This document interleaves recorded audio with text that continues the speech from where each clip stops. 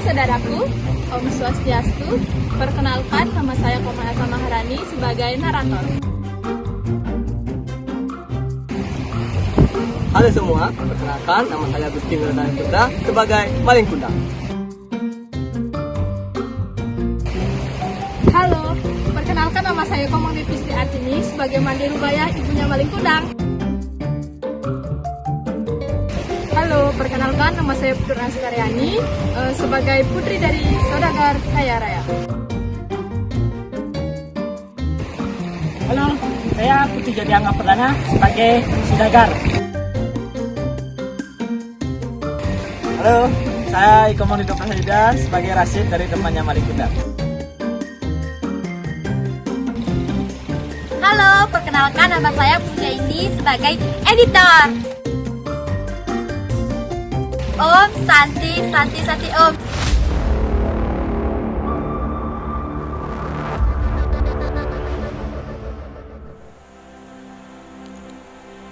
Dahulu kala, hidup seorang pemuda yang bernama Malin Kundang. Rumahnya terletak di sekitar pesisir pantai, daerah Sumatera Barat.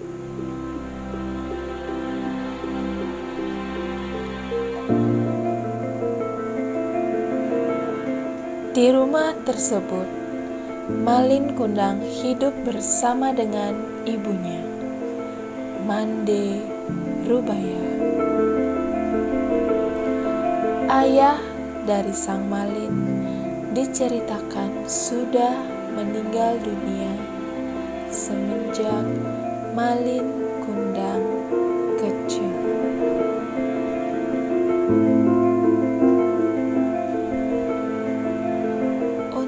Mencukupi kehidupan sehari-hari, Malin Kundang bekerja keras.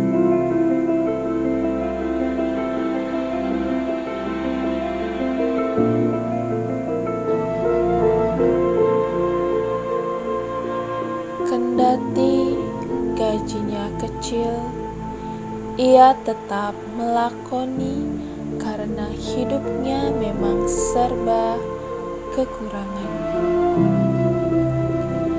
Hidup di tengah kekurangan, Malin berpikir keras demi mencukupi kehidupan mereka berdua.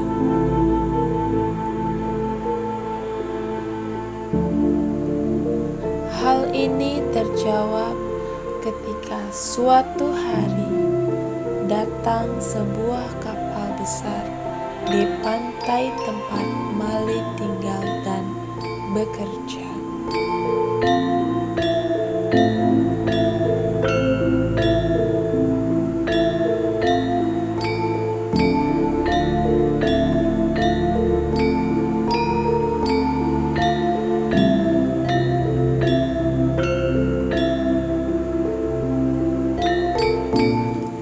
Saat itu muncul pikiran di kepala Malin bahwa kapal tersebut akan mengubah nasibnya di masa depan. Oleh karena itu, Malin Kundang pada akhirnya meminta izin kepada ibunya untuk ikut kapal tersebut dan berlayar ke tempat baru.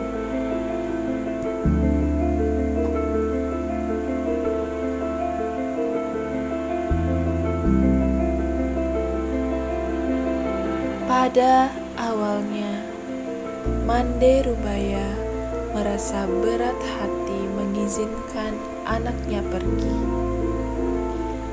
Namun, tekad Malin dan rasa iba terhadap ibunya menjadikan Mande Rubaya luluh hatinya.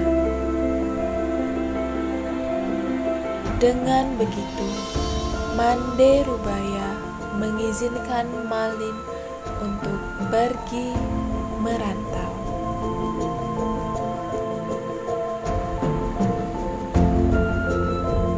Ketika ikut dengan kapal tersebut, Malin bekerja mati-matian demi mencari uang.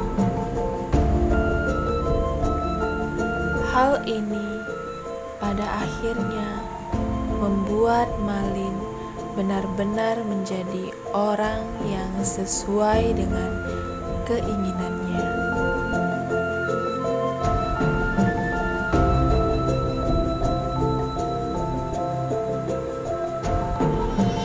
Harta yang melimpah membuat Malin Kundang berani mempersunting seorang putri saudagar. Mereka pun pada akhirnya menikah. Cerita kembali ke kampung halaman, tempat di mana Mande Rubaya mendengar kehebatan anaknya di dunia baru.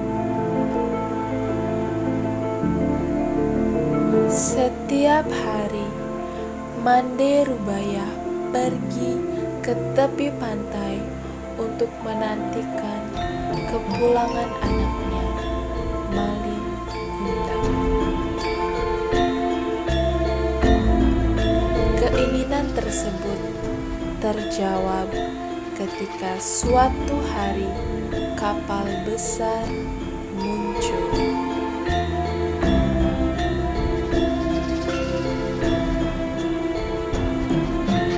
Tidak disangka, ternyata pemilik kapal tersebut adalah Malin Kundang.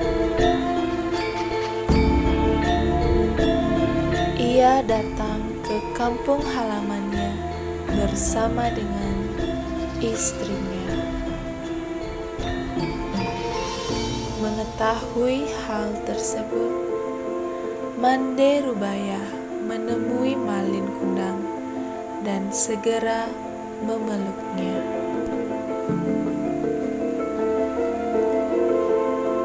Namun, respon yang diberikan Malin Kundang justru jauh dari apa yang dibayangkan oleh sang ibu. Malin saat itu melepas pelukan dan bersikap seperti tidak pernah mengenal ibunya. Bahkan ketika sang istri mempertanyakan identitas perempuan tua tersebut, Malin bilang tidak mengenalnya.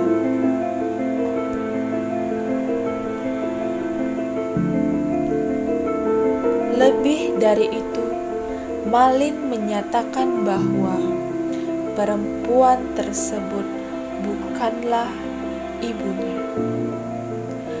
Ibunya sudah lama meninggal dunia.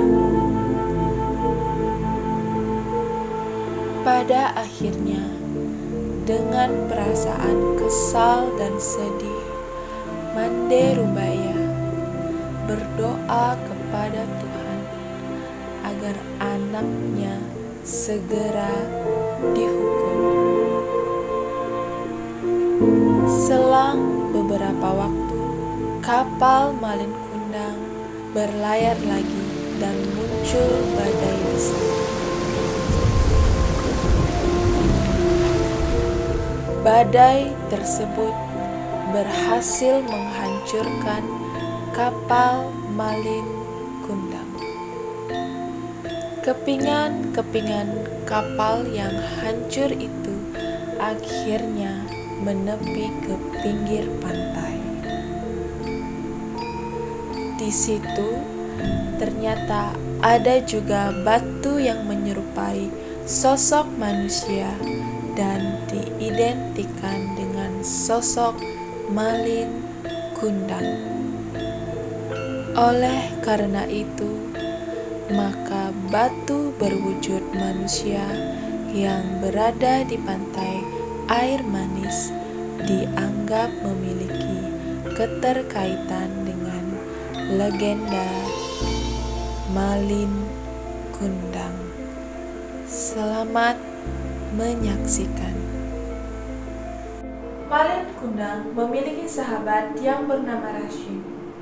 Suatu hari, ketika seusai bekerja, Malin dan Rashid mendengar akan ada kapal besar milik saudagar kaya raya yang akan berlabuh di kawasan pantai air asin.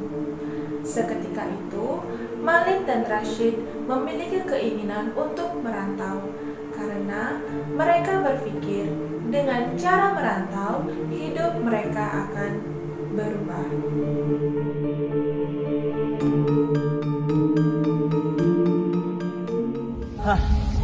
Panas sekali hari ini ya. Malin, Sid, ada apa? apakah kau mendengar ada kapal berlayar besar di sini milik saudagar? Ya, aku mendengar hal tersebut. Namun, apakah ada untungnya bagi kita dengan bersandarnya kapal tersebut? Bukankah kapal tersebut sama saja seperti kapal-kapal pada umumnya yang bersandar desa ini? Duh, Malin. Kapal itu bisa merubah nasib kita, Malin. Bagaimana nasib maksudmu itu? Kita datang ke sana lalu kita melamar pekerjaan menjadi anak buah kapal. Siapa tahu kita bisa diterima di sana, Malin. Benarkah yang kau ucapkan itu, Rashid? Aku juga ingin bekerja di sana. Aku sudah bosan hidup miskin. Setidaknya dengan bekerja di sana, aku bisa memenuhi kebutuhan keluargaku. Aku sudah bosan dengan hidup seperti ini. Bagaimana cara kita di sana? Apakah dengan aku di sana, apakah aku masih punya tempat untuk bekerja di sana, Rashid? Aku tidak tahu pasti, Malin. Tapi intinya aku ingin melamar pekerjaan ke sana agar bisa mengubah nasibku. Apakah kamu mau ikut? Kalau kamu kerja di kapal, berarti kamu akan merantau. Aku mau merantau. Apakah kamu mau ikut? Bagaimana dengan Ibuku pasti akan merestuiku. Apalagi ibuku akan tahu kalau aku bekerja untuk mengais rezeki supaya keluargaku bisa tidak miskin lagi. Baiklah, Malin. Apalagi alasanmu? Apa kau benar-benar mau ikut? Tentu saja, Rashid. Aku sudah bosan hidup miskin. Jadi, kapan kita mulai berangkat? Baiklah, bagaimana kalau besok pagi kita berangkat? Lebih cepat lebih baik. Tapi aku ingin minta restu ibuku dulu ya. Baiklah, Malin, mintalah restu pada ibumu. Jangan terlalu lama, sebab kapal akan berlayar besok lusa. Siapa tahu doa dari seorang ibu akan memberikanmu kesuksesan di perantauan. Baiklah. Besok pagi apa siang? Kira-kira setengah matahari ditunggu kau di dermaga. Terima kasih ya. Oke, Malin, sama-sama. Di malam hari, Malin Kundang bertekad untuk menemui sang ibu yang tengah menyiapkan makan malam. Malin mengumpulkan keberaniannya untuk meminta restu sang ibu agar direstui untuk merantau di kapal saudagar kaya raya tersebut.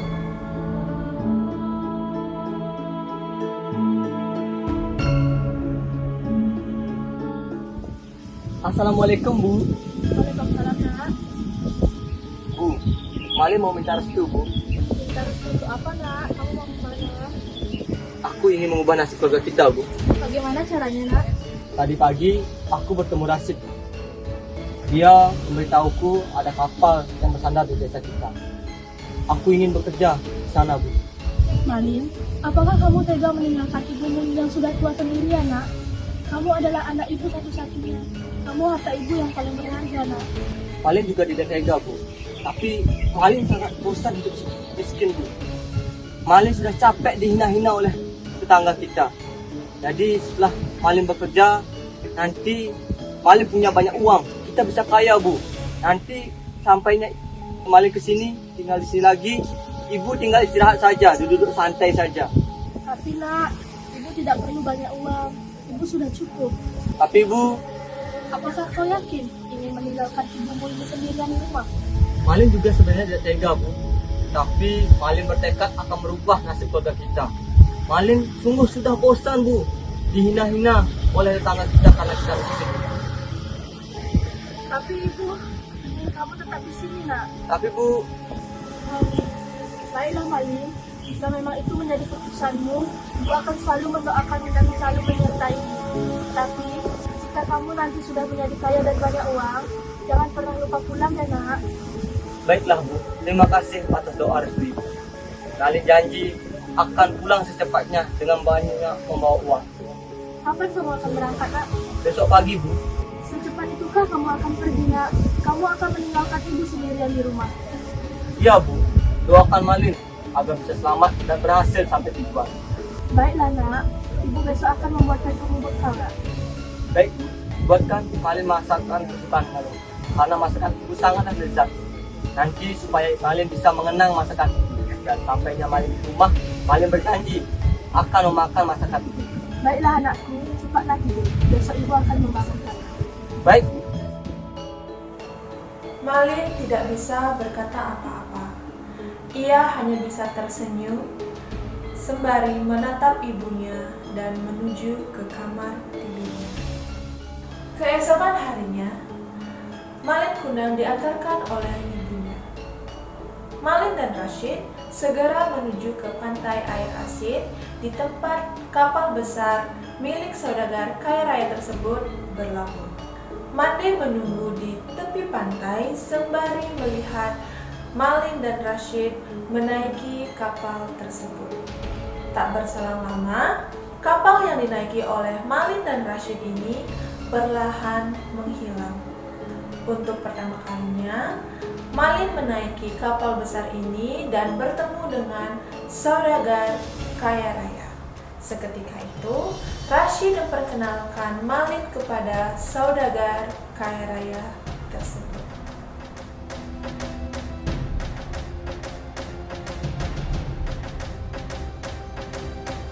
Akhirnya kita bisa sampai juga di tanah perantauan ini.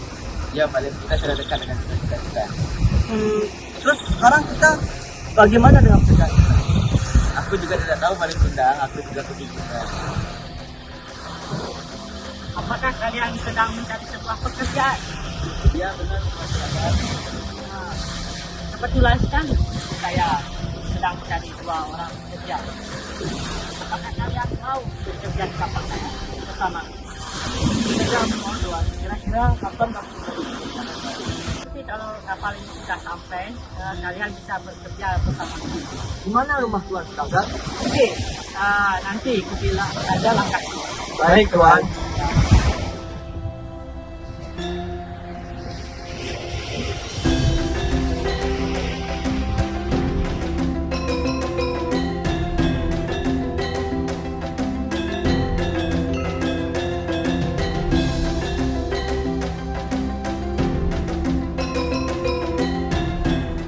Kapal itu pun akhirnya sampai di tujuan. Sang saudagar segera turun dan diikuti oleh anak buahnya sembari menurunkan barang-barang hasil bolongan dari pantai air manis. Sesuai dengan janjinya, Malin dan Rashid mengikuti sang saudagar pergi ke rumahnya. Malin Kundang dan Rashid mengikuti saudagar itu kemana saja, hingga sampailah di sebuah rumah besar dan mewah yang dimiliki oleh saudagar kaya raya tersebut. Kedatangan saudagar ini disambut oleh seorang wanita yang sangat cantik. Belakangan diketahui wanita tersebut adalah anak dari saudagar kaya raya. Begitu sampai di rumah sang saudagar, Malin dan Rashid mulai bekerja sesuai dengan apa yang diperintahkan oleh sang saudagar.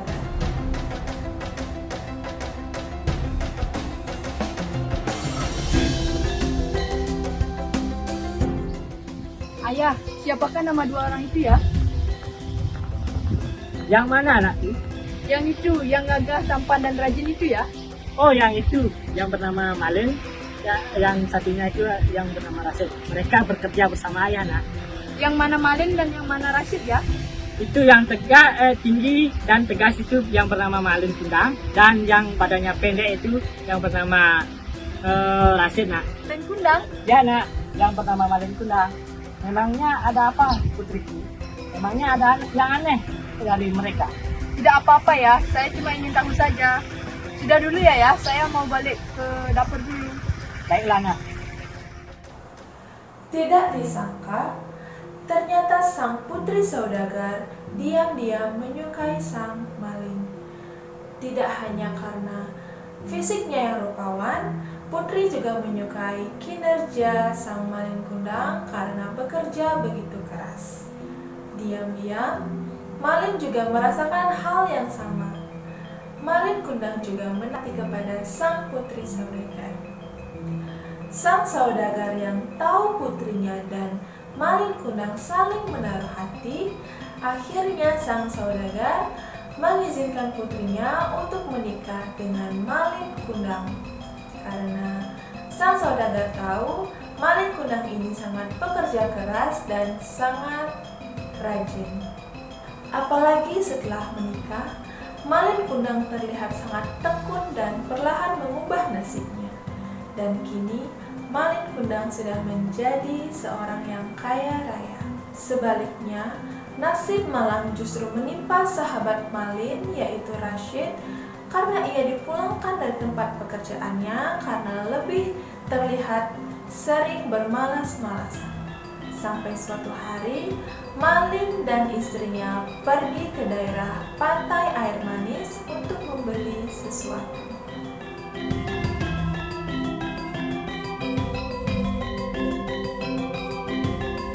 Buah, ayo beli buahnya Bu, Bapak. Akhirnya kita sampai juga, Kanda. Benar Dinda saya. Dinda, apakah kamu lihat pedagang itu? Dia adalah temanku Rashid yang dulu bekerja bersamaku. Tapi karena dia malas, jadinya dia dipecat dari pekerjaan. Benarkah demikian, Kanda? Benar Dinda. Mari kita tolong dia. Mari, Kanda. Hai Rashid, apa kabar? Hai sahabatku, ternyata kamu. Wah, ternyata kamu sudah kaya. Kamu sudah menikahi putri dari tuan kita dulu. Selamat ya. Iya, alhamdulillah Rashid. Dulu kalau kamu tidak malas-malasan, mungkin kamu akan menjadi sepertiku sekarang. Benar apa kata Bapak. Dulu menyesal akan datangnya belakangan dan aku sekarang sangat menyesal dulu bekerja malas-malasan. Ya sudah, tidak apa Rashid. Sekarang aku pamit dulu. Aku mau belanja.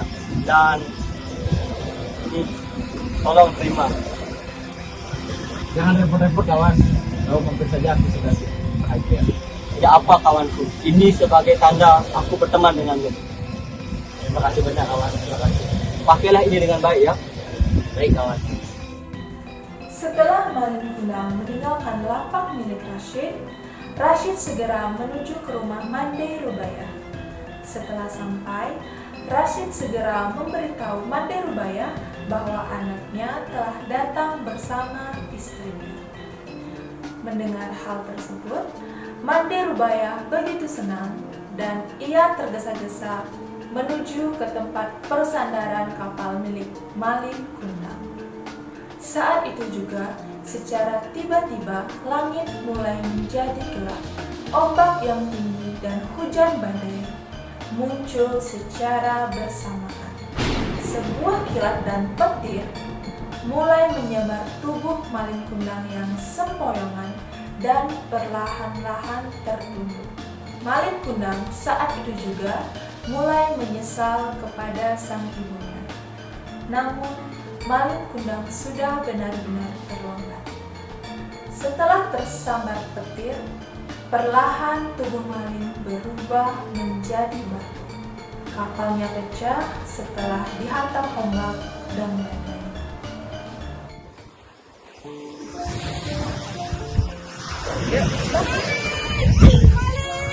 Malin Kundang, anakku tersayang.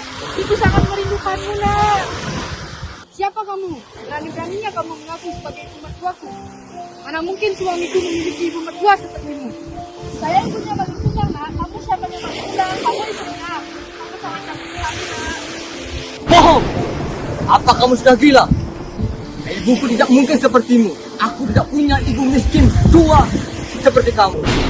Suamiku tidak mungkin memiliki ibu miskin, tua, dan kotor sepertimu. Jangan mengada-ngada kamu.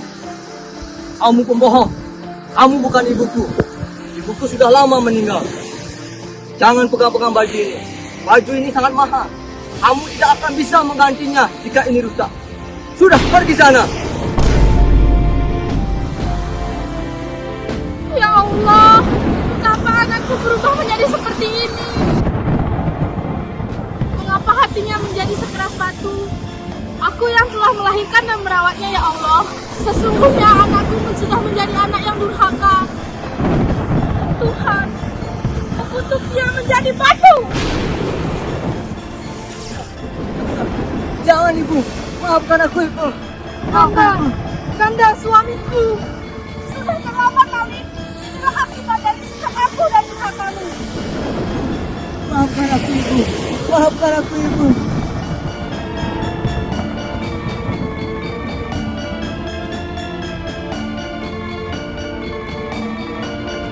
Cinta ibu adalah kedamaian. Kita tidak perlu berjuang untuk mendapatkannya. Kita juga tidak perlu melayakkan diri untuk memperolehnya.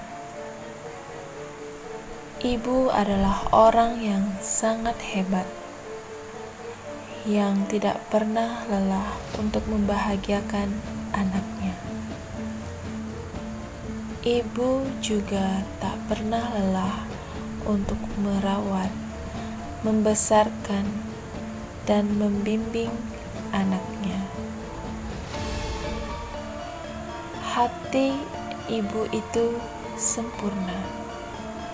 Tak peduli berapa kali engkau menyakitinya, dia selalu ada kata maaf untukmu. Kasih sayang ibu sangat sempurna kepada anaknya. Sejahat apapun engkau menyakitinya, tapi ibu tak pernah membencimu. Ibu adalah ciptaan terindah karena di dunia yang egois ini, ia adalah satu-satunya yang selalu ingin melihatmu bahagia. Ibu telah menjadi pintu untuk kita terlahir di dunia ini. Ibu juga yang akan menjadi pintumu menuju surga. Maka jagalah ibumu dengan baik. Pesan yang dapat kita dapatkan dari kisah Malin Kundang ini adalah janganlah durhaka terhadap orang tua, apalagi terhadap ibu kita sendiri. Durhaka terhadap orang tua, apalagi terhadap seorang ibu, merupakan perilaku yang sangat tercela dan sangat dilarang oleh ajaran agama. Ingatlah, wahai saudaraku, surga berada di bawah telapak kaki ibu. Oleh karena itu, berperilaku baik dan lemah lembut kepada ibu kita.